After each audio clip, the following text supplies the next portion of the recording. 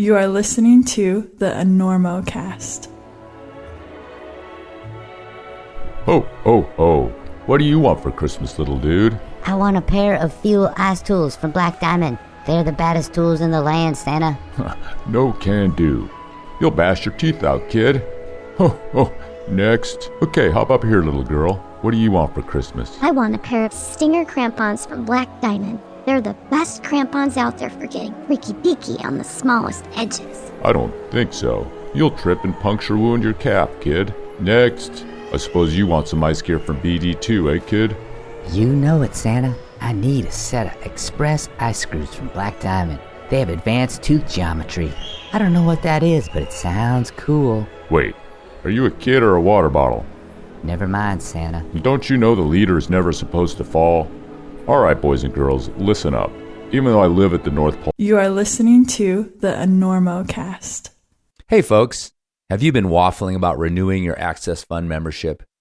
Or joining for the first time? Or maybe you're just feeling like you should donate some money because you love climbing and hate the government.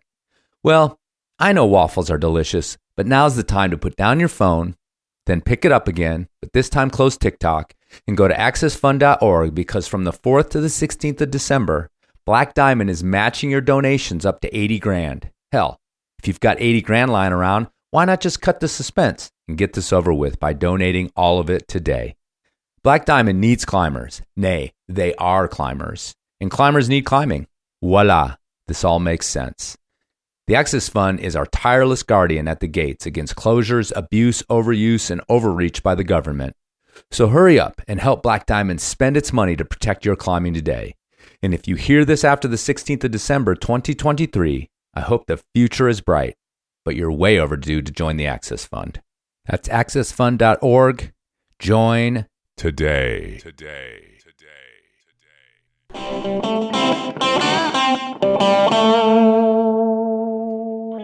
Well, howdy, folks. It's me, your Yeti Yonder water bottle. And I hope you don't mind me woodshedding some of these tasty blues riffs while we talk. Now you might be thinking, well, golly, Yonder, you play guitar too? You're the most amazing water bottle I've ever laid my thirsty eyes upon.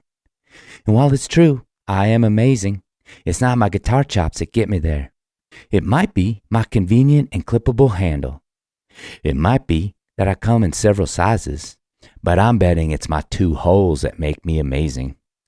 I got a big hole for filling and a small hole for swilling. And that big hole means you can drop in your drink mix, ice, or whatever other special potion you think might get you to the chains. Also, when you forget about me in your pack for 3 weeks, it makes cleaning the scuzz out that much easier. And then, the small hole means you can enjoy splash-free guzzling after that particularly cottonmouth-inducing lead you just sent, you sick bird. Check me out and all the amazingly well-built and innovative products at Yeti.com or a fine outdoor retailer near you. And tell them Yonder sent you. No, seriously, try that and see what kind of looks you get. All right, boys, let's take them out of here. 1, 2, 3.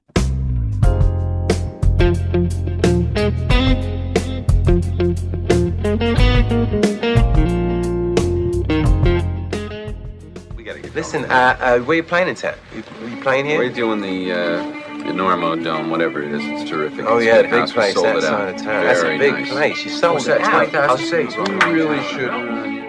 The hell are you doing? I couldn't sleep. I'm checking the ropes. There was a frayed end on your rope, and I'm cutting it out.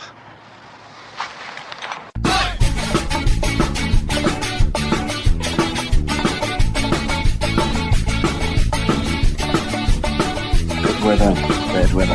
Now or later, anytime. Today's show is brought to you by Black Diamond Equipment, La Sportiva, and with support from Maxim Ropes. Maxim has been keeping the Enormocast off the deck since 2012. And now we can also thank the chill folks at Yeti. And don't forget our charter sponsor, Bonfire Coffee. Go to bonfirecoffee.com and enter Enormo at checkout to get a great deal on great coffee and to support the Enormocast. And now back to the show.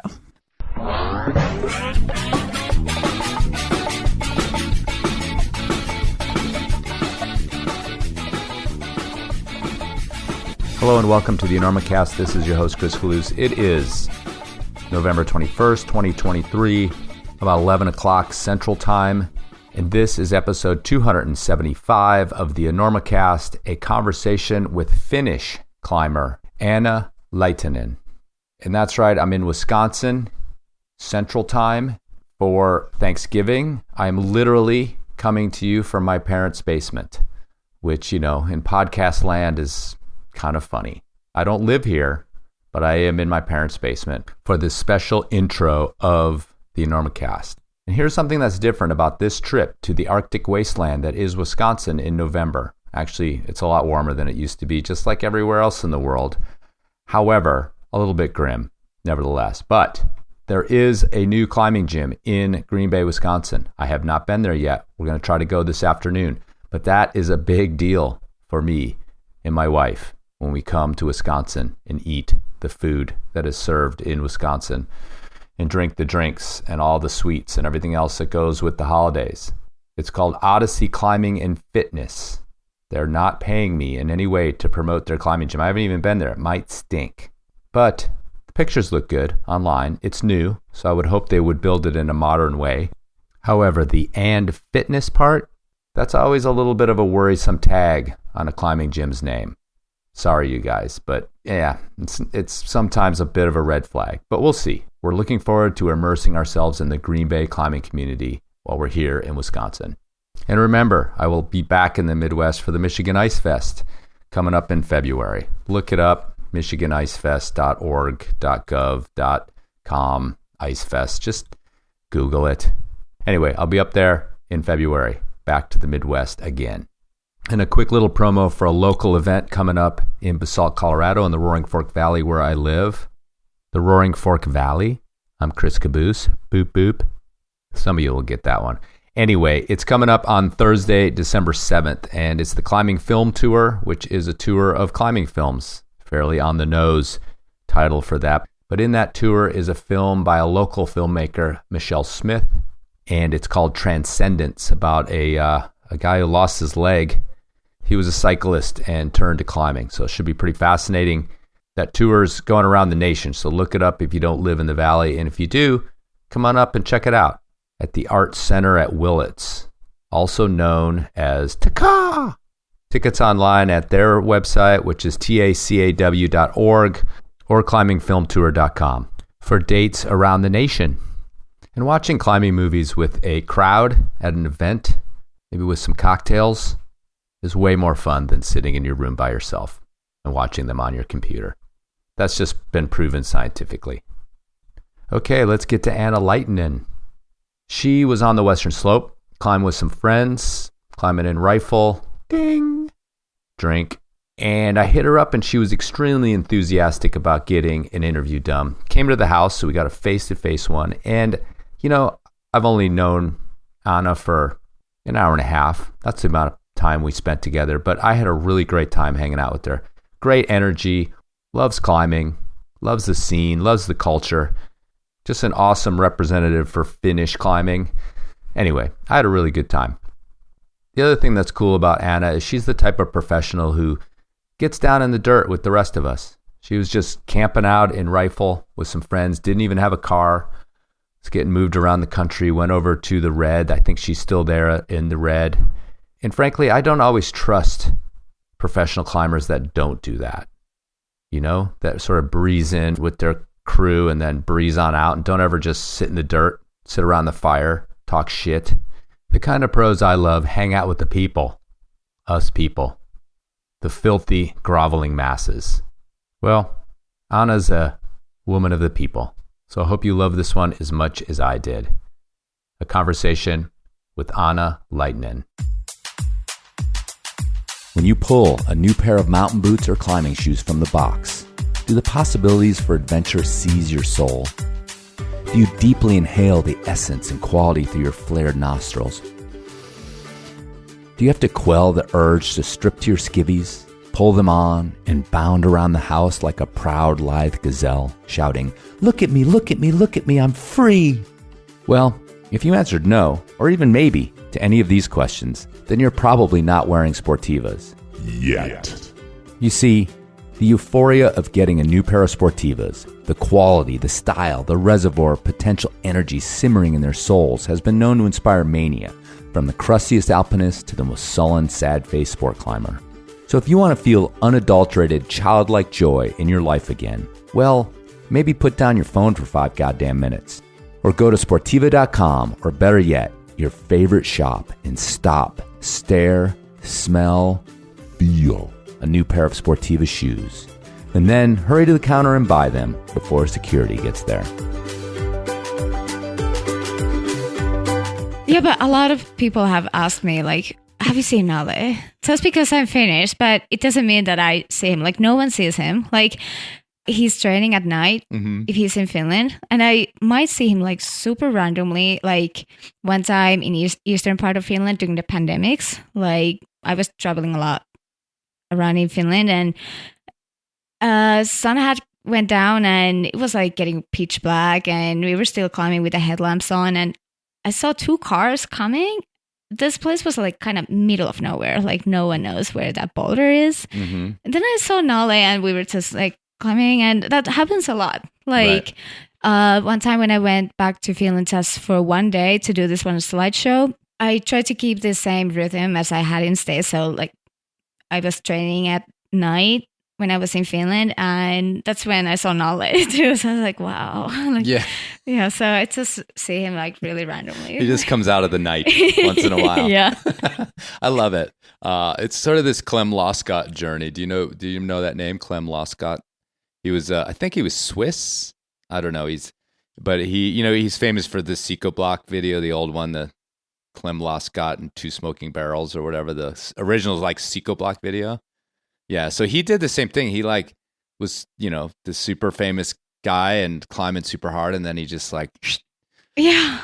But I mean, you got to do that for your own personal reasons, I think. You know what I'm saying? Yeah. And I feel like Finnish climbers are quite introverted. Okay. Yeah, so we kind of need our Finnish moment, so we, like, disappear. But, like, I really like being with people, but sometimes I just need to charge my social batteries, and like if I'm in a festival, I'm like, hey guys, sorry, I need my Finnish moments. I might just disappear in the forest, and then I come back and I'm good. Yeah, go hit the nearest sauna. Yeah. Oh man, the best saunas abroad are the ones that Nalle has built. Oh, right. Yeah, like one time, on my first trip to Rocklands, I heard that, hey, here's a sauna. I was like, what? That's weird. And then I saw Nalle again, like, still having his towel around him. Yeah. And you're like, that's a solid sauna. Yeah. Okay. And during the pandemics, when Nalle was also, like, forced to be in Finland, on that trip when I was in the eastern part of Finland, in this lake part of Finland, I saw a sauna van. So he had built a sauna van. Like, everywhere he goes, he's building a sauna. That's ridiculous. Nice. I love it. Yeah. And is it as big a part of Finnish life as I'm making it out to be? Yeah. And I just moved to a new apartment with my boyfriend, and we're also having a sauna. My life feels completed. Right on. Yeah. That was a line that I wanted to get on was Finnish life and how it relates to climbing. It's notoriously flat. It's kind of like just forests, lakes, swampland, or like whatever that translates into in a temperate climate like that, or a cold climate like that. But it's really humid. Yeah, it is humid. Right. So it's one of these places where it doesn't seem necessarily natural to have a climbing community. But the one thing I've realized doing this show, but I might have kind of realized it before, is that a lot of times these places where it's not quite, the Alps aren't out your back door, like the community can almost seem more psyched and like more rabid for climbing. Like when I talk to someone who's in the Midwest here in the United States, and they are like almost like fiending even more for climbing. I mean, how would you characterize like the Finnish climbing scene? As small as it is, as big as it is, like who's in it?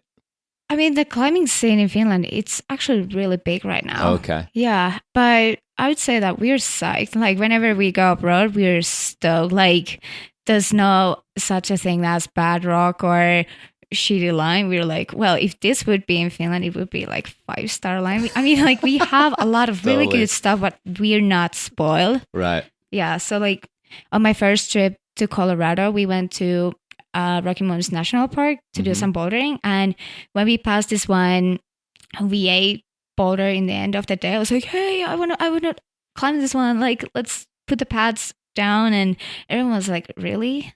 You really want to try this one? I was like, yeah, it looks cool. Yeah, so that's when I realized that. Like they thought it was just like kind of one of the not so great routes up there. Yeah. And why bother with it? Sure, it was done, but you were psyched. Yeah, and I feel like we don't mind that much of the weather. Like, this like old saying, like there's no bad weather, but only like bad clothes. But that's like really true. Like one time in the Red, it was snowing for 2 weeks. I was like, I don't know if Noah's gonna go down and climb with me, but there was this British girl, really strong, Mina Leslie Wichestic. I'm not sure if I pronounce it right, but well, she's British, so we're kind of sharing the same mentality. Right. Like, there's no bad weather. Like, she came down to the gorge and climbed with me. It was below zero. We were putting the down pants over our harnesses, and we taped the hand warmers on our palms, and it was insane. It was so fun. Like, yeah.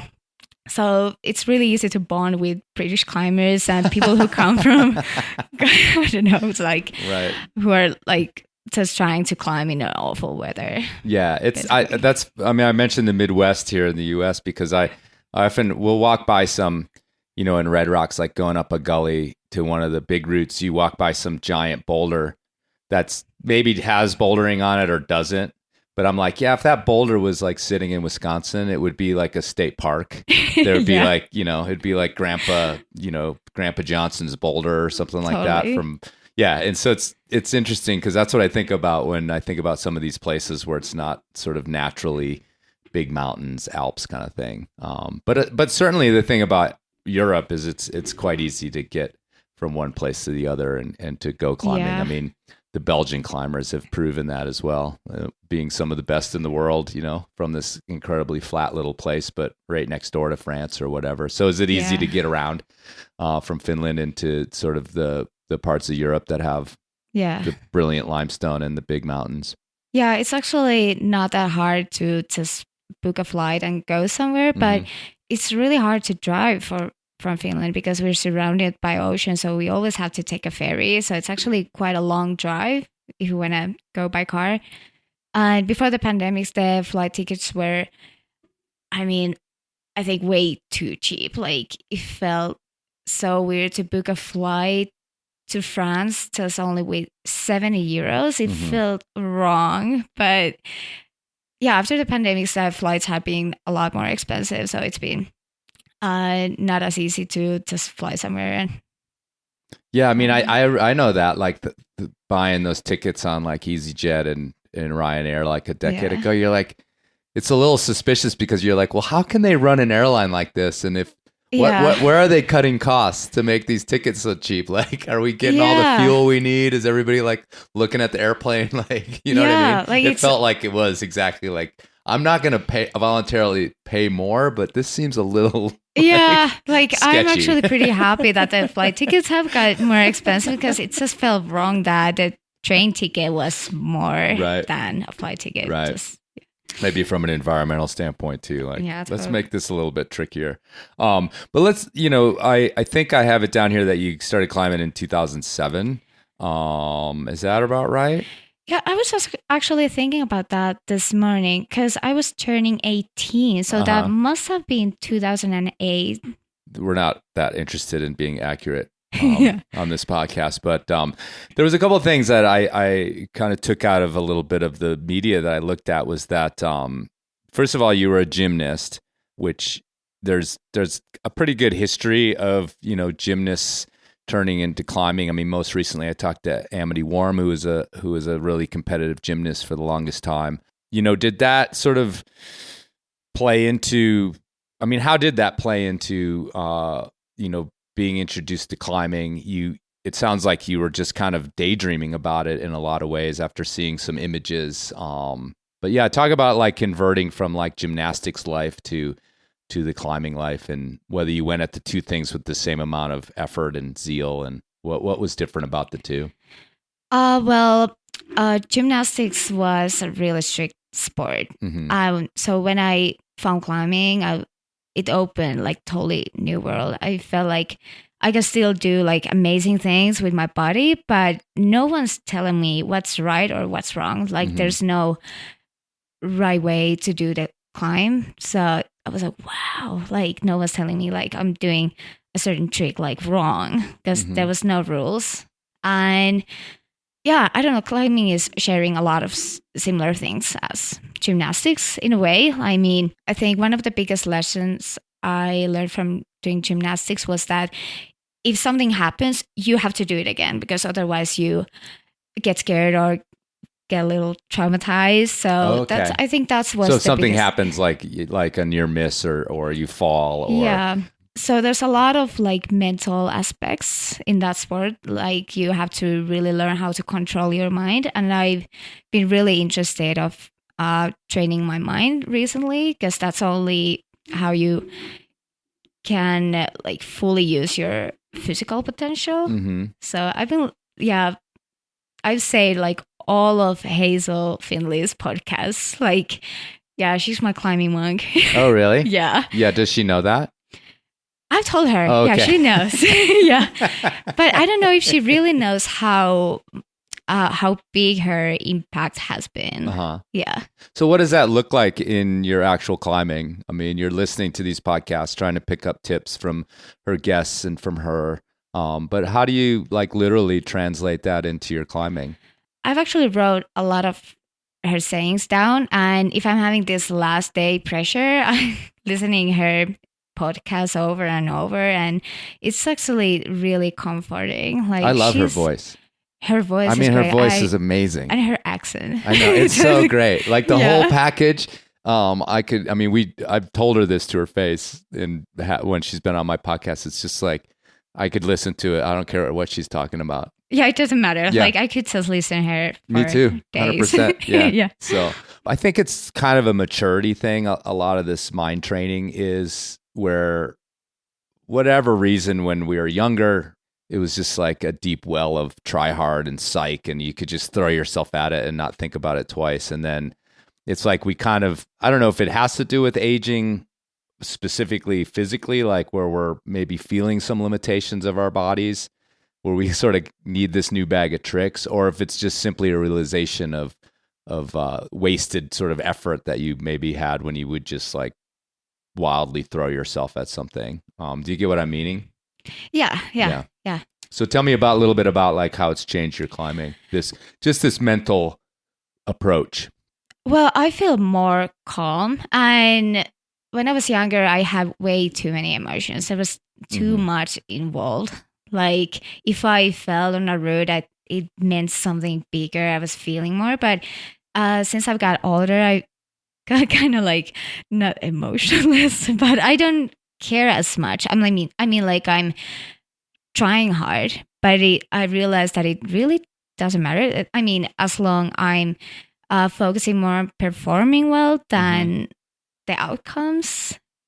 So that had made me a lot more relaxed. Like, and I think like after trying something really hard and learning how to let go, that had made red pointing the routes a lot easier. Like you kind of have to go through that big struggle before you can actually like relax on the other red points. Like I remember that years ago I was trying 198. That would have been my first, and it was just so hard. That was like my first hard red pointing process. I was like, okay, now I know what's this all about. Like I did some 8C pluses relatively fast, but I never experienced something that would be like 2-season project. And I was trying this 150-meter route in Oliana, and I fell from the last crux for like 8 times, and it took 45 or 50 minutes to go up there. And I saw that the weather was going worse and worse. It was raining all the time. It was getting really hot, and I had this pressure. I really wanted to do this climb. It meant a bit too much maybe, and I was more focusing on that outcome than the actual process. You mean like learning process and that kind of stuff. But I learned so much from that little struggle bus. Like after that, it's been easier to red point things. Like all the routes have felt a lot shorter, and yeah, so it was good to go that through. What was the outcome on the route on Oleana? Well, I remember that we were waiting to get that little breeze, like for the whole day. And when that little breeze came, I actually wanted my ex to try his route. I was like, you gotta try now. Like, here's the breeze. And he did his route. That was sick. That everyone was happy. Because we were all in that same struggle. Like we were suffering that really bad weather. It was like raining and really hot. And when it was my turn, there was like no breeze at all. I was like, okay, well, I gave it a try. And then I was in the final rest and I saw bugs like flying on that Crocs hole. I was like, shit, like this is horrible. And then I didn't like dry fire or wet fire. I like bug fired basically. Right. And I was like, okay, well, at least I knew I gave my best. And that was actually the first time when I felt relieved about leaving Spain. Like usually I just like, oh, I feel like extending. I want to stay here, but this time I was like, I'm so over done. This shit. I gotta go. Yeah, and when we walked in the plane, it was pouring rain. Right. I was like, see ya. And actually, Daniel was still in Oleana trying his rig. Right. It was horrible. Yeah, and then we came to Rifle, and I don't know if I've ever had such a good endurance. I mean, I didn't get pumped, and that was the trip when I climbed Zulu in Rifle. It was like, that was my nemesis. I found that one harder than, what's that 8C everyone does before Zulu? I can't remember. Yeah, but that was way more easier for me than the Zulu. So I was pretty psyched that I got at least that one. Nice. Done. Yeah, that's awesome. That's funny. I mean, yeah, that whole kind of like pattern that you get into with projecting where either you plateau both mentally and your high point, you know, it's like you're stuck there. Yeah. But it's like such this thing, and you know, your life is more full of these sorts of battles than mine is. I've you know, notoriously been a sort of 10 try guy. Like after that, I'm like, I'm over this route. But I've gotten beyond that and get into this like routine where it almost is like work, right? Yeah. You're like, I'm checking in, I'm clocking in at the base, you know, to do my thing. And yeah, it's interesting. But the whole giving, or the whole like being okay, I suppose, is what you would say with like falling or failing or you know, as opposed to throwing a fit or like thinking your life is over and, you know, your climbing career is done and because you just fell off at the wrong spot. I mean, that is a sign of maturity for sure, of like just, you know, looking at the world around you and realizing what matters and what kind of doesn't matter, so to speak. Yeah. But that's something you've had to work on. Yeah, it took a lot of time. Yeah. I mean, and yeah, I feel like a happier, more happier climber when I'm over my 30s. Right. Than I was like on my, I don't want to say peaking years, but yeah, when it's over. You're done. That was it. 22 was a great year, and you're always going to remember it. Yeah, but it's crazy that like only 6 months ago I did my hardest route ever, but I've already kind of like I haven't forgot it, but it feels like it's been ages ago. But yeah. Well, I mean, you sort of like you feel. It feels like you went from like learning to climb, or getting, you know, finding this gym that was like 3 hours away from your house or something like that. And you got pretty good pretty fast, you know, and then also you've got this landscape in Finland where it's probably like, again, easy to stand out. So there's probably a little bit of that, like that was your first 5 years of climbing, just getting better and better and better and always improving. And that's also this like moment of maturity is when, you know, you do either slow down in that massive progression where every day you're like feeling a little stronger and a little better and you're doing a harder route. Like how people deal with that is also an interesting mental game that, I mean, honestly, a lot of people stop climbing like really early because they loved that fast learning curve, and then it slows down and it's not as fun anymore. But I mean, I don't know. Do you feel like you progressed quickly when you first started to really dedicate yourself to climbing? Yeah, I did, and it was mostly because of my motivation, Right. and I just absolutely loved. I mean, I still love climbing. I don't think I'm ever gonna quit this sport, and I also just love the challenge. And you also have to kind of like failing in a way, like so, because like if you get a plateau, it's not I mean, you should be okay with it, and what's the word? Like study, like I mean, like the things, what's behind it, what might have caused it, and I don't know. But when I got my like first plateau, I was like, meh, what is this? But it wasn't a big plateau. Like Right. I think it was more mental. Like there's not that many like really strong climbers. I mean, right now there's a lot of strong climbers in Finland, but I was like pushing the boundaries in Finland, and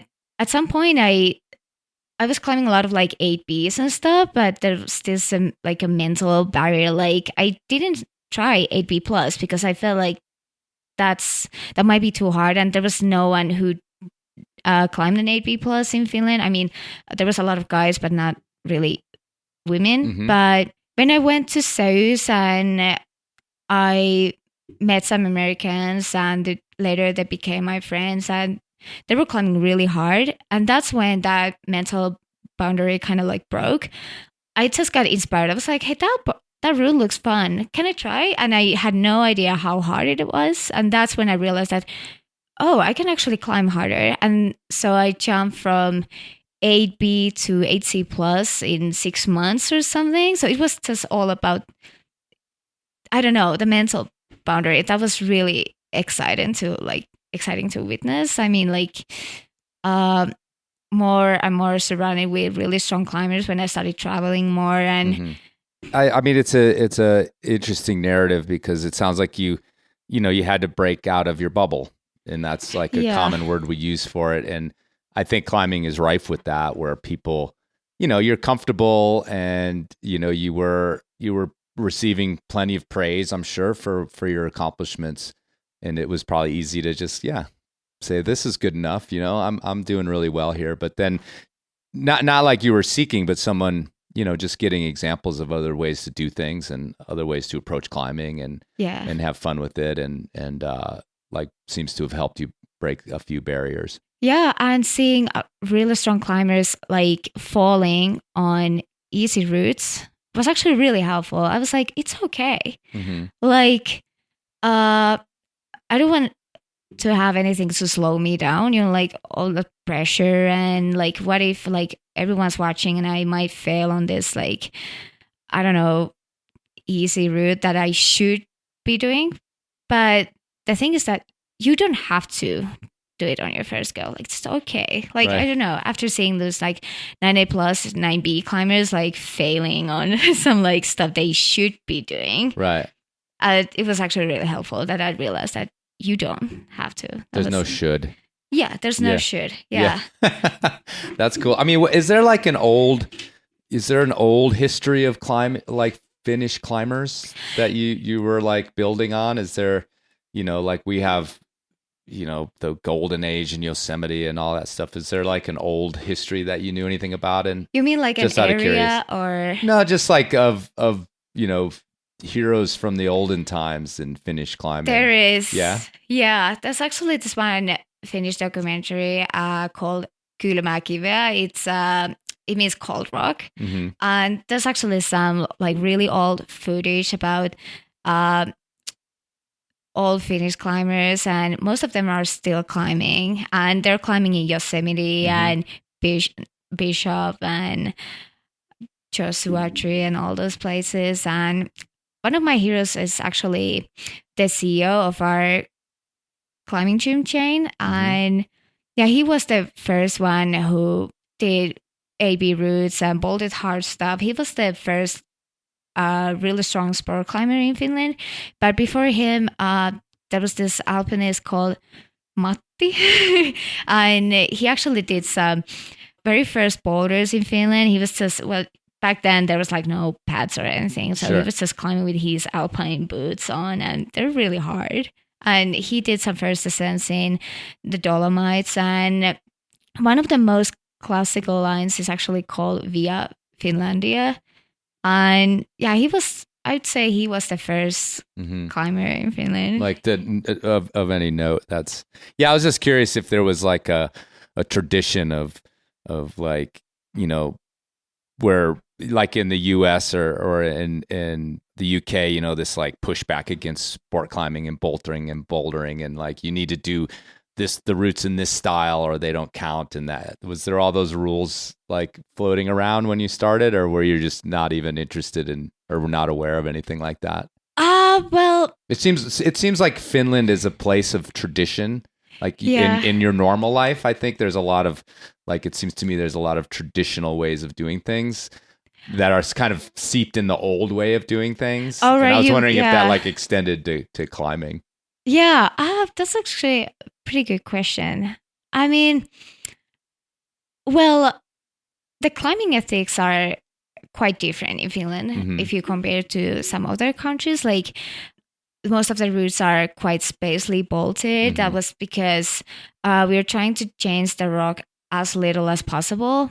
So that's why they're like really spacely bolted, and there's no fixed draws, and you kind of like. But there's always like some lines where people have left their draws, but it's just nice to like take all the draws down just so that the cliff looks more natural. And like chipping is like the worst thing you can do. Like I don't know if there's actually this one really old school place where there's actually some chipped holes, but that's like not cool. Like we don't do that in Finland. Yeah. There was a moment in European climbing where there was a little bit of a time of chipping before sport climbing, like before they realized like what we were capable of in this weird way. But like some of the old competitions, even they would just chip routes for the competitions and things like that. But it feels like every climbing community has its reckoning with chipping at some point, and it's no matter which one it is, where it happens, there's this moment. Yeah. And a couple routes get chipped, and now they are like our symbols of what not to do. Yeah, it's just part of history. Yeah. I'm glad that's not happening anymore, but... Yeah, kind of not happening. Every once in a while it happens, unfortunately. So I again, like I'm just trying to kind of color this picture of coming up in Finland. Yeah, the climbing scene was really small when I started. That was basically just that one gym. And there was a couple of gyms which were not commercial at all. And yeah, Nalle still trains in that little gym. Like it's like a private little gym. And now there's 10 commercial gyms only in Helsinki. Wow. That's insane. I mean, like the climbing has grew a lot in Finland. It's like a really big sport, but it still doesn't get as much of attention as the more traditional sports, which is unfortunate. Like there's might be this like I don't know if you heard, but you're having this like a rubber boot world championship competition. I mean, you like throw your boot as far as you can. That might get more attention than climbing. But it actually, like when Nalle did his 90 boulder and Will Boss later, that actually broke the news, and that was in the biggest newspaper in Finland. Oh, wow. So it's yeah. And when I was in Spain, also my first 9A was in the newspapers, and that was weird. Like no, climbing hasn't really get the attention but now climbing has just got so big that now it's finally getting more attention. Well, that's fascinating. I mean, none of that stuff would get in the news here in the States. You know, we have a much bigger climbing community. So yeah. But I got to back up here with the boot throwing thing. Oh my God. We have so many weird sports Okay, you don't see anywhere else. Tell me what that is. I mean, it's throwing a boot. Yeah, Is it like a regulation boot? Like it's like a football? Like it's it probably comes... like, it There has to be a regulation boot. Nokia.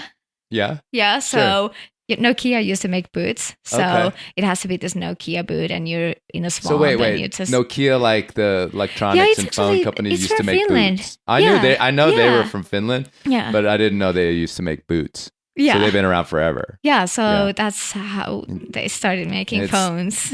It's simply that, hucking a boot. Yeah, there's also a competition where you have to throw a Nokia phone as far as you can. So, Have you ever participated in a boot throwing contest? no, but I like to. I like throwing things. Well, there's always that next life for you There's when also you get tired of climbing. Swamp football. I mean, swamp soccer and wrestlings. And Right. sounds so fun. I never participated in one, but Right. When it's cold and dark that long, you come up with these things. I think. people. Yeah, yeah, right. Well, it's no wonder too that there's that many climbing gyms. I mean, that's also a great sport for indoor climbing. Is amazing when it's cold and dark. Yeah, the season is really short. Yeah. The best time to climb in Finland is spring. Mm-hmm. And the spring has just got shorter and shorter all the time. And whenever spring comes, I'm not going to climb indoors at all. Sometimes I feel like maybe I should go indoors. Like I haven't been there for a month, but then I realized that the weather just changes rapidly. So it gets from really nice, cold and crispy to really hot all of a sudden. And then this fall has been awful. It's been just rainy, and when it hasn't been raining, the humidity percentage has been over 90 for over a month, and now it's just snowing. So yeah, so that's why we are climbing a lot indoors. Right. And well, I mean, the same things happen in Colorado with the spring. Like the spring it's cool. It's like snowy, and then it's cool for like nice spring weather for a week, and then it's hot. Yeah, it's kind of the same thing. I mean, it's definitely a sort of casualty of climate change with the way things are going. But so I have a question here.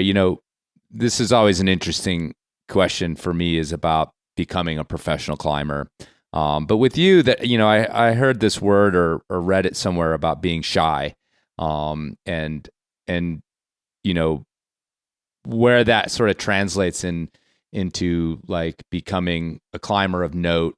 You said that you were climbing as hard as any woman was in Finland at the time, which I imagine like parlayed into becoming a professional kind of slowly. Like usually it happens where you get a few offers and here's climbing our shoes, and then then it turns into this life that you have now, which is highly professional. So talk a little bit about a somewhat shy girl becoming a professional, and if that was difficult choice for you, if it's been a learning process, that kind of thing. it's been a huge learning process. Like, when I started climbing, it obviously changed me. Like I got more open because I was surrounded by different people, and I became friends with people who were a lot older than I was. I was like, oh, this is fun. Like we're all sharing the same passion, and it's putting us together.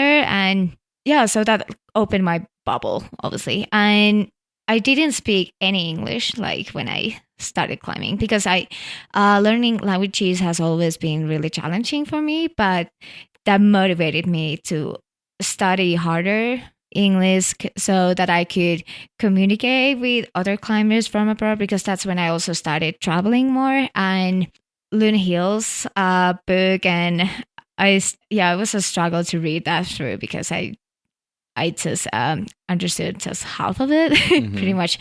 But yeah, the way how I got supported as a climber, it's pretty much started with little things. Like I got shoes and gear, and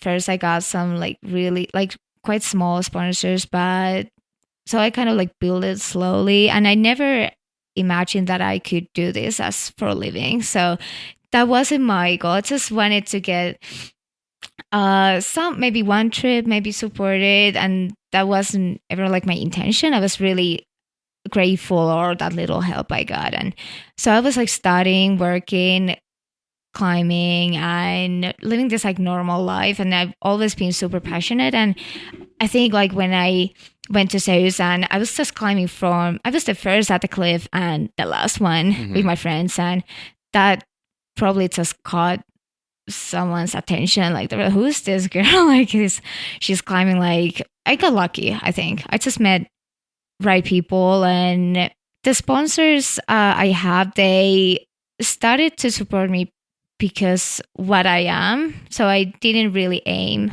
to be professional. I think I just got lucky. Yeah, right. Yeah. Well, you make your own luck is the way it goes. And, that kind of sort of work ethic around climbing and being psyched. And also you were quite good at it. So it's, yeah. So it all just kind of comes, that's kind of reading about you, what I sort of thought with that trajectory. What else were you doing when you were 18? That's when you said you found climbing. What was, if that didn't work out, what was going to happen, so to speak? What was plan B? I didn't have any plan B. Yeah. But what were you into? Like, it's aside, we mentioned gymnastics, but that maybe was not also a career path. Like, what was your dreams your parents had for you as a young woman? Well, my parents have always been super supportive. Like, they'd be like, hey, do what makes you happy. And they're both like really highly educated. So actually my twin brother, I felt like he would have some kind of twin brother. I have a twin. Right. Yeah. So for some reason he was feeling a little bit of pressure to get an academic education, but my parents like never gave any pressure. Like that was amazing. What was the question? What was plan B like? Or plan B. Like, you found you're at 18, right? I mean, I don't know if it's the same in Finland, but that's, graduating high school here, you have to start making choices, college, working. Right. What were your, and then all of a sudden you're like, oh, this climbing thing's fun. But you certainly at 18, you weren't like, I'm going to be a professional climber. So what was Anna thinking like, oh, get a job at, Well, after high school, I was working at the gym. That was my first like real work. But before that, I was, I don't know, what is that job when you're trying to sell things? Oh, a telemarketer on the phone. Yeah, I was doing some really crappy jobs. Oof. Like before I yeah, that's a shitty job. Yeah, everyone hates you. Exactly. It's awful. Yeah, so I worked at the gym and I was having a little break before going to the university. And I've always been really into geography. And when I got into university, I was studying geography, but my major was geoinformatics. But that was also related. Geoinformatics. It's like, basically it has, I don't know how to say it in English, but well, you can also do like crazy 3D maps of the ground surface, for example, and use that to see if there's a potential area for avalanches that kind of stuff. Yeah. But yeah, that was actually also related to climbing. Like I was really interested of these ground surface models, and I used that to search cliffs in Finland because I didn't have a car, and so my only way to look if there's anything to bold or do first ascent. So I just put that data into a computer and I made this like a 3D model. And if I saw this like an error, which was like TIN network, I knew that it's steep. There was a steep cliff. I was like, shit, yeah. So it's really hard to find any new cracks in Finland. Sure. So it's been my long time dream to bold a road. And last year I found this new line, I bolted it, and it's like my baby. So it's really rare to find anything new over there. Yeah, so I don't know. My plan B was basically doing. I mean, that was plan A at the time. Yeah, that was yeah. It was like I'm climbing. But that's not my living, so I gotta go ahead and do this. Yeah, but climbing has always been like really time consuming for me. Like it's been the biggest thing, so everything was kind of just built around it. So, but yeah, when I got my first like really big injury, that's I wanted to have a break from school, and I realized how important it is to me, like be able to do things with my body and be healthy. So I'm still on that break. Right on. From school. Yeah, from school, because I realized that I've always loved studying. I absolutely love school and studying. But that was never, my goal was never to get out of school. Right. It was more like my hobby. Right. So I think it was a good idea to have a little break, because that's when I realized that I never had a plan to get out from university. It's just like hanging there. It's pretty fun. It is pretty fun. If you can make it work. Yeah. Well, let me switch to that, because that's also part of my thinking is, the gymnastics thing, if you were serious about it, or how serious you were, but it teaches you a lot about training. Not necessarily how to do it, but just, that's a part of excelling. And it seems like you're also pretty into and comfortable training. Like that's a big part of your climbing life, and you're okay with it and you're good at it. I don't know. I used to feel I used to train super hard, but it always ended up with an injury. Okay. So now I'm more like focusing on bigger picture, because I know I've learned that there might be an injury a year. So injuries, you want to just do a laundry list? Because there was a few years it seems like that was pretty brutal. Yeah, I feel like I start with the ankle? Yeah, I started with that. Yeah, I just did my first. No, it was my second 8C plus. That was in Oleana, and I was in the best shape of my life. And week after that, I fell from a high boulder and totally broke my ankle, and that's when it started. Like I got a really big injury once a year. I was like, damn, like I need to get out of this cycle. And I don't know what happened. Like most of the injuries they've been just accidents. Like there was pretty much nothing you could do. Like one really weird injury I had was in the red gorge when I got a draw through my finger. Like how? I saw that there was like in one of those films they just flashed to the picture of your hand, and I was like, I mean, there was a bandage on it, but still, so like you slipped while clipping, and it. No, I was actually it was. The whole route was totally wet, so I had to put new ticks and that kind of stuff. So I'm not really used to this thing you do here in the States. Like you put yourself in direct so that the belayer can rest. So like yesterday, I actually forgot that I was in direct and I was climbing this hard crux. I'm happy that I didn't fall, because I would have. Right, you were just on the draw. You would have taken like a 20-inch like nasty hard whipper onto the draw. So that's like something we don't do in Europe. So I'm still like kind of learning that. So, but in the red, I put myself in direct, and when I needed to get higher, I put the draw to the highest carabiner, and somehow I was thinking that if it goes on my finger, it just lays on there, and then I just take it off. But it went like straight through, through the flesh. It was like a crime scene. I was like screaming, and all my friends thought that I sent. Right, they're like,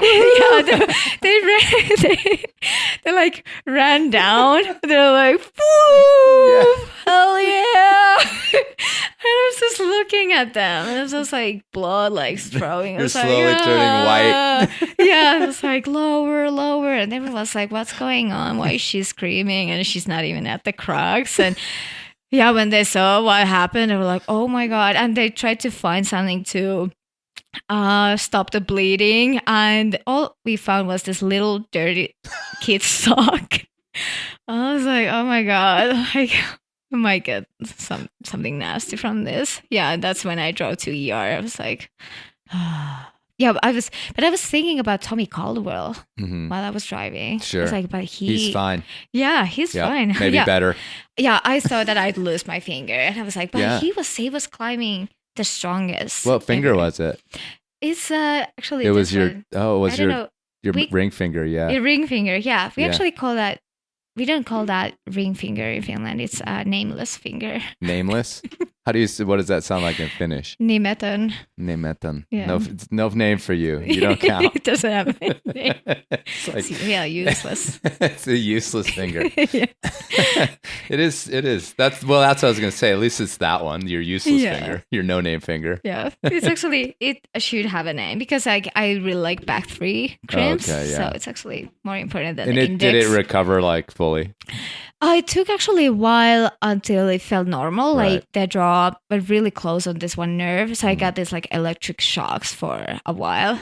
Yeah, but yeah, I was really lucky. I only got like 9 or 10 stitches, and I got the stitches off like 2 weeks after. Okay. Yeah, and I was in really good hands. When I went to the ER in, I think it was Lexington. Yeah. I was surrounded by climbers who were surgeons. I was like, cool. These guys know. And this one surgeon who was a climber too, like he called me and he was like checking out. I was like in a very good hands. Yeah. That's cool. I'm grateful. And then you blew up your wrist too at some point. Oh yeah. The wrist was the worst injury I've had. Like I broke my ACL and all that kind of stuff. But the wrist thing was what actually made me to stop competing. Because I was training really hard for the World Championships. And yeah, so there was a massive bleeding inside of my wrist. And they couldn't made it stop. So I basically got that from hanging too much. And the orthopedic, he was so psyched. He was like, never seen this happening before. I was like, dude, like chill down. Like this might end my career as a climber. Right. Yeah, don't get too psyched. Yeah. I was like, how this can happen? Yeah. So basically you hung so much and with such force that and that's why he was like, most people would let go. Yeah, like that's the year when I found... That's how I avoid injury, by the way. I just let go. Just let go. Yeah, so that's actually the year when I found these max hangs, the Eva Lopez, like 10 seconds on, and yeah. So, and I tried that on slopers. I was like, okay, so my weakness is pinches and slopers, so maybe I just do the max hangs on slopers. But that's when you're hanging on a sloper, your wrist is it's not as stable. Right. And this bone I have here, it's a bit longer than this one here. So I might get that again. So that's why I stopped competing, because if I'm competing, I want to do my best. I'm like training super hard. And when they couldn't make that bleeding stop, they gave me this brace, and they said that if that doesn't help, they might have to make the wrist like it's not moving anymore. I don't know what's the word for it, but fuse it. Yeah. So that wouldn't be the end of climbing. And they made me to do this choice between if I compete or for maybe 2 years, and that would be it. I was like, it's not worth it. No. Yeah. So that's why I also started climbing more outside. And because training was really hard for me for a couple of years, because I was really worried about that wrist thing coming back, because that might come. So that's why I've been avoiding slopers, but now it feels fine. So yeah. So I just want to climb until I'm really old. So that's why it was really easy for me to stop competing. Mm-hmm. Yeah. The interest in the outdoor climbing, there's, I think, for anybody who's climbing a gym or competing, they have to eventually make a choice. Not totally everybody, but it comes around. So you chose the enjoyment of climbing outside. Yeah. Like when I started, people were still able to combine both outdoor climbing and competing. And that's what I did for a while. But then I remember that it started to get harder and harder. Like if you want to compete and do well, you really have to kind of like not stop climbing outside, but reduce it a lot, because it started to separate so much. Climbing competing started to feel more like gymnastics. Like you really have to start when you're really young and just climb outside. Inside if you really want to be good at it. So yeah, I just get more. I miss competing. The scene was different, and when I was competing, I saw friends that I didn't see at the cracks, but I always got more from climbing outside. Right. Yeah. Well, you can always like make up pretend competitions in your brain with all the people around you, whether they know it or not. That's always fun. Like, like, oh, I'm going to climb better than that guy over there. Kind of thing. Just to keep you going. I'm just saying, it's probably not a healthy thing to do, but I think we all do it. I'm going to climb better than that person. Right now in front of them. I think the more interesting part of talking to you about injury is we started this talking about your mental game, trying to work with that, trying to delve into that more as you've matured as a climber. What about who you are when when you're in the throes of these moments? Do you stay positive? Do you get dark? What does Anna look like when she hasn't climbed for this long because she can't? Well, I've usually got back stronger, a lot stronger, because it grows motivation and makes me realize how much I love climbing. But the latest injury I had, I think it was when I broke my heel and my calf bone in Bishop. That was hard. Like, I was so tired of getting injured. That was the first time when I didn't have that. You were like, why, God? Fire. Yeah. Yeah, like screaming at the sky, kind of like, why me? Yeah, but like this time I wasn't feeling that fight back fire. I was just, oh my God, like, not again. And that was hard. Like, I thought that I lost myself. I didn't recognize myself anymore. I was like, where's that fire? Like, I was waiting that fire to come, but that was actually really important lesson. Like, I wouldn't take any of my injuries away because I've always learned so much about myself and how to overcome with injuries, and it has always changed my attitude and made me a better climber too. So it's always been, actually, I wouldn't take any more injuries, but I almost I've learned plenty. I'm good. Yeah. I've learned a lot from these injuries, but so like, if you don't learn anything from the injury, it's pointless. So you kind of make that time count. So so what happened? I mean, you were like just watching TV and eating candy, drinking, basically, and then you're like, what happened to get out of that thing? Is there like a Finnish drink? Like, every country has like some terribly awful alcohol that they all take their pride in. What is it in Finland? Oh, what is it in Finland? Not that you drink. I don't even know if you drink, but like, I don't know. Like, we have this Finlandia vodka, but no one really drinks it. Yeah, you can buy that here, actually. I saw that. Right. Yeah, yesterday at the store. No, these friends from Slovenia gave me this like wine-ish thing. It was just terrible. And then there's like pisco in Chile. There's like I just feel like everybody has this like awful alcohol that they make foreigners drink just to like actually, to like watch them cringe. We have this like it's like a grapefruit drink with an alcohol, like we call it lonkero. And when Sean was in Finland trying this Burden of Dreams, he found this drink and he felt in love with that drink. I was like, damn, okay. Like, I don't know, that drink just disgusts me. Like, I have so many, like, I don't know, bad memories. So like, it's just so fun to see someone really enjoying it. Okay. Anyway, back to my original question, and we went on a tangent, like I said. But yeah, what did it look like to break out of this, like, this lonely feeling of like, I've lost the fire, it's gone out? I also lost my motivation, which was something I never experienced before. But that was important because I learned how to get the motivation back. So like when people ask like, how you're so motivated? I actually, like this time I actually knew how to help people to get motivated.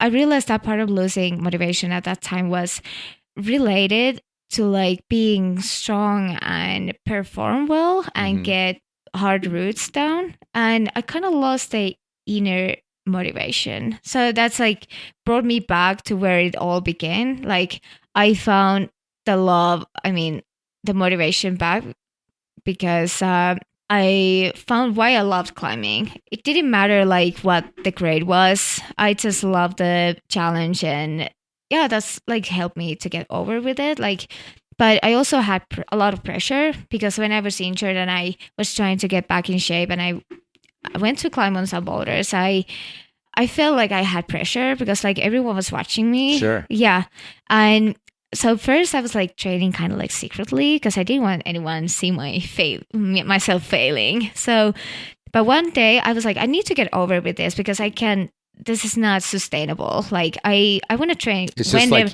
you and Nale in the middle of the night. That's it. It's like, just two of us. There's him and me. Lonely times. It's like 2 a.m. Yeah. He's just getting there. Yeah.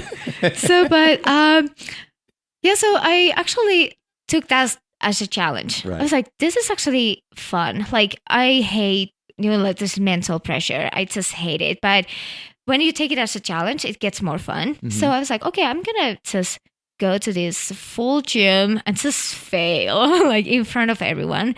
And I went to try this, like, I think it was only like V6 boulder. So nothing like crazy hard. And I couldn't do it. And I was talking with this one guy like, hey, like, how did you do this move? Like, it's so hard. And all he did was that he was staring at me and he was like, you should flash this boulder. You're a professional climber. I was like, oh, he said it out loud. Like, whoa. Oh no.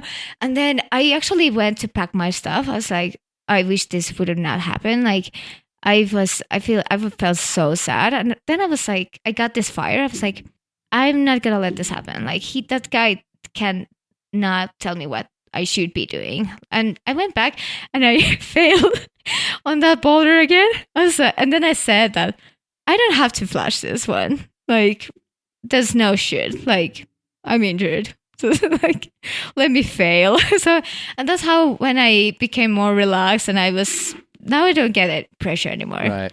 So, like, yeah, that's when I also got interested in this, like, a mental part of climbing because, like, I wanted to deal with the pressure. I wanted to get better. Mm-hmm. And yeah.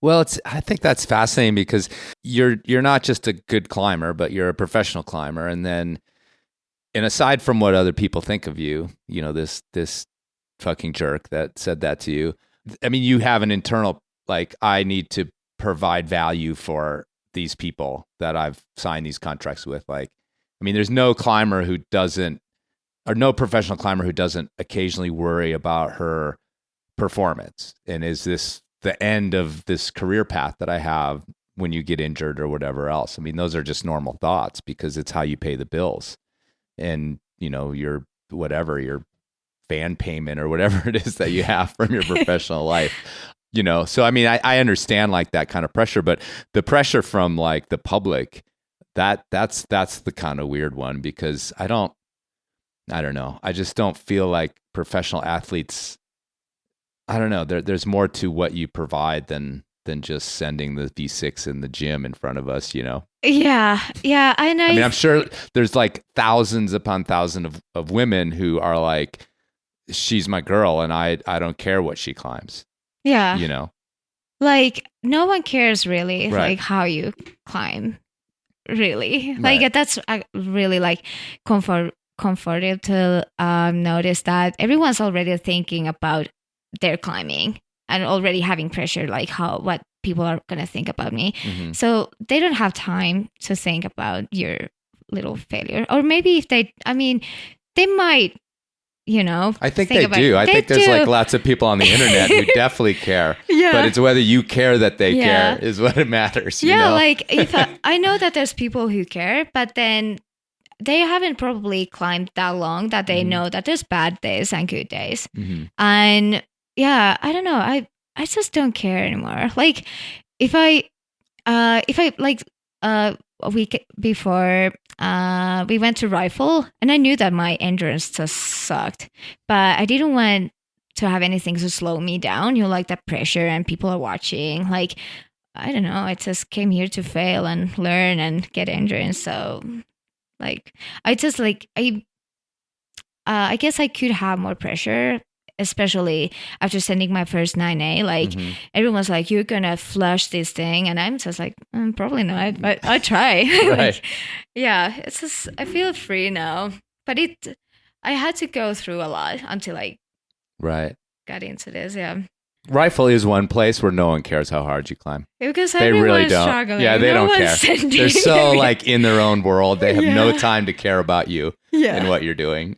Yeah, it's just climbing is so. I mean, I love it. I love it there. Like even doing the warm ups is like, it's not obvious that you do it on your first go.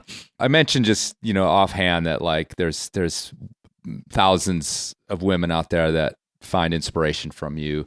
You said like, oh, I don't care what people think of my climbing necessarily, or I don't care if they care, however we want to put it. But what about like the responsibility of that, and I've talked to climbers about this a lot. Like you have, I'm sure, young girls in the gym who look up to you, even if they don't know you, that you're sort of, I'm sure, like a bit of a hero to a lot of young girls that come up in climbing. Like, how do you take the responsibility of like your conduct as a bit of a role model, whether you like it or not?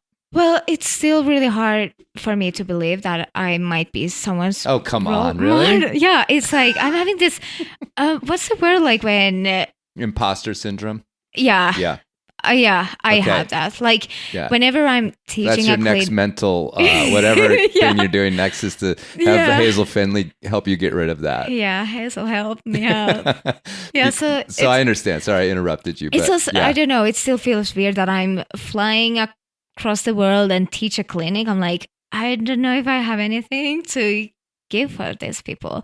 And last summer, we had this film premiere in Finland, and some kids came to me and they were like, "You're like they were really shy, but they still wanted to get an autograph." I was like, "This is weird." Like I don't think I've ever get used to it. Yeah, it's just I don't know. I've always had this normal life. I've just been climbing, and I don't know. It feels like everything happens so fast. Even though I've been a professional climber for 6 years now, but it feels like it's not something I've used to do. Yeah, like one time I was just traveling for 2 years and I was basically just climbing. That's when I decided to have that little break from school. But it just felt weird. I was like, what are you guys doing all day? And they're like, it's just chilling and stuff. And well, wait, what do you mean? I mean, like the American pro climbers. Oh, right. Yeah, like the pro climbers scene in Finland, there's actually no scene at all. So it's really lonely if you're trying to be a professional climber in Finland. Like when I was spending a lot of time in Colorado, it was a lot easier because pretty much everyone was some kind of a professional climber. Like there was always people at the gym on the afternoons, and everyone's going to rifle or wherever they wanted. But during the pandemic, so I was like, there's no one. And I can't go abroad. It's just, and I didn't have any work, and I wasn't doing pretty much anything for a year except climbing outside because we weren't able to climb in the gym because of the pandemic. Like, yeah, so everything was closed for a solid year. But when the gyms opened, I was like still helping our customers to find shoes, even though I didn't even get paid. Right. But I've always needed. You're like, I need to be useful. Someone like give me something to do. Yeah, like I just always used to do something besides of climbing. So that's when I realized I needed something to give me some balance. Like and studying. Working a little also helped me with not getting injured. If I don't work anything, I'm just climbing, I always get injured. And now I've had like pretty solid 4 years without any injuries. Nice. Yeah. So yeah, it's just because I be more focused on the bigger picture. And yeah, and I've been helping at the gym a little, and that's been really, really good for me. I got an in-person interview here because you're here in Colorado. You're right here in my neighborhood, so to speak. And what's your trip look like this time? Well, you were saying how you hadn't been to the States for more than a few days at a time for a while. So yeah, this is the first longer trip I'm having after the pandemics. Like my last longer trip to the States was 4 years ago. Mm-hmm. Yeah, so my first trip to the States was it was a year ago. I went to Bishop just for 4 days. And it was like a Mona Hardware supported trip. Right, I was going to say were, it was a professional thing. Yeah, it was like mostly work. They were like, are you sure you want to come here just for 4 days? Like you might have just like 1 day or 2 days for climbing. I was like, I want to come. Yeah, so I flew to Nevada and drove for 5 hours. Didn't sleep at all. I was just so excited to be back and see Bishop even just for a couple of days. Yeah, and a couple of months after that, I had the Athlete Summit in California and I was there just for 4 days. Yeah, so this is like the first long trip after the pandemic. I'm pretty excited. I'm gonna be here. What's on the menu? Well, I'm gonna be here for 2 months in total. I started at the Joes Valley. I was there for almost a week, and now we've been climbing in Rifle for a week, and it's actually I feel like I'm having 3 different trips in one. Because you're going out east then? Yeah, to Red River Gorge. Cool. Good to be back. What's the deal with the cooking? Your cooking page. That's old. I haven't updated that one for a while, but I think it started after like people just got really interested how I make my oatmeal.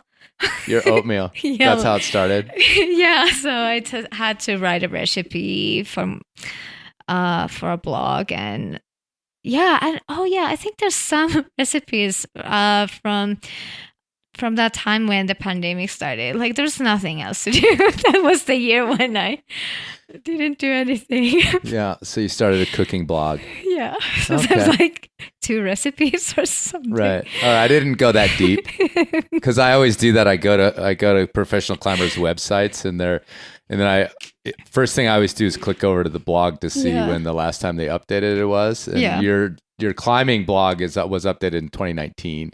So wow. Yeah, but that's normal. Yeah. That's actually pretty recent for a lot of climbers. So yeah, I actually put a couple of new videos there. Okay, the video part was updated. Yeah, and a couple of new routes. Okay, that's cool. it. Yeah. But the cooking page is languishing. It's nothing's happening over there.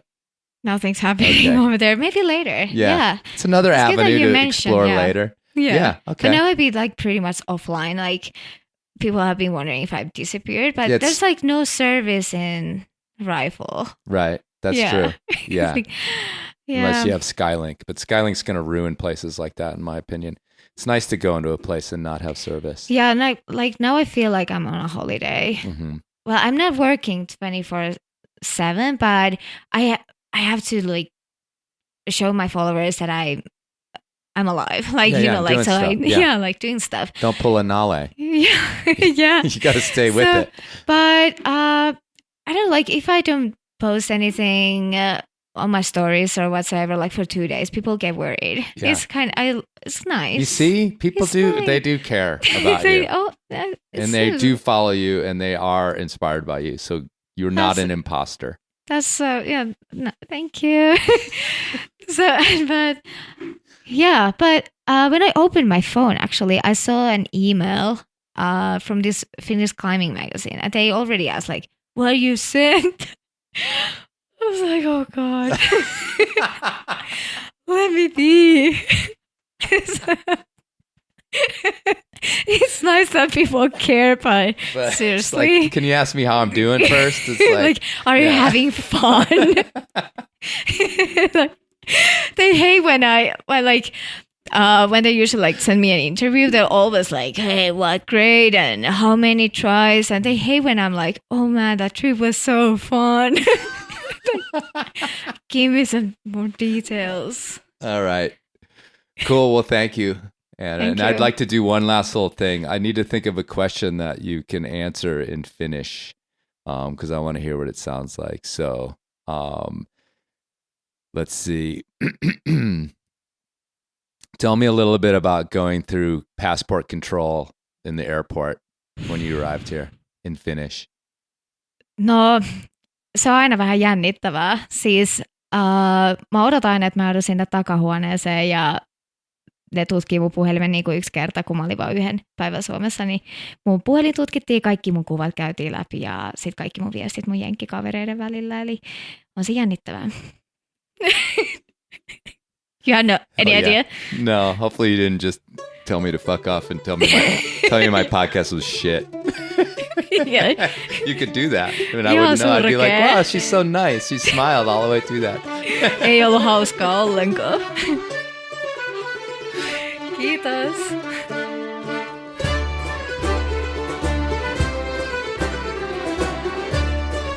All right, folks, thanks for listening, and thanks to Anna for getting that one done, coming to the house, sitting down, enthused, fun. You want to hang out with her, don't you? I think she might be open to that, hanging out with you. And if you want to find out more about Anna, you can follow her on Instagram, Anna Laitenin. That's 2 I's and Anna Liina. She's also at annaleenalaitinen.com. You can find her somewhat defunct cooking blog over there. Nice recipe for oatmeal. A couple of other things. I was hoping that there'd be like some recipes for like weird pickled fish. I'm sure the Finns eat some sort of strange pickled fish. All cultures seem to have some pickled thing that only they love. Or a dubious fermented item, something fermented that stinks to high heaven to the rest of us, but they love. I have an ex-girlfriend that used to make kimchi in her house, and I can handle some mild kimchi, but boy, when you make it while it's still, doing its thing, yeah, can kind of clear the house for a few days. All right, we're off to the gym here in Green Bay, Wisconsin this afternoon, which means only one thing: belay test time. I'm already nervous. I'm already thinking about the teacup and the other thing with the grigri that everybody does that I don't do. But I got to get it right.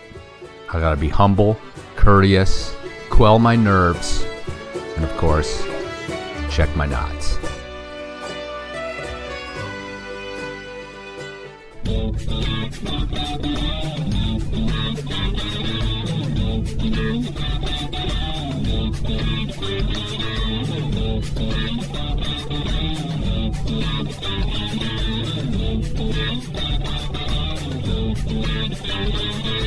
Finland, let's see that native dance.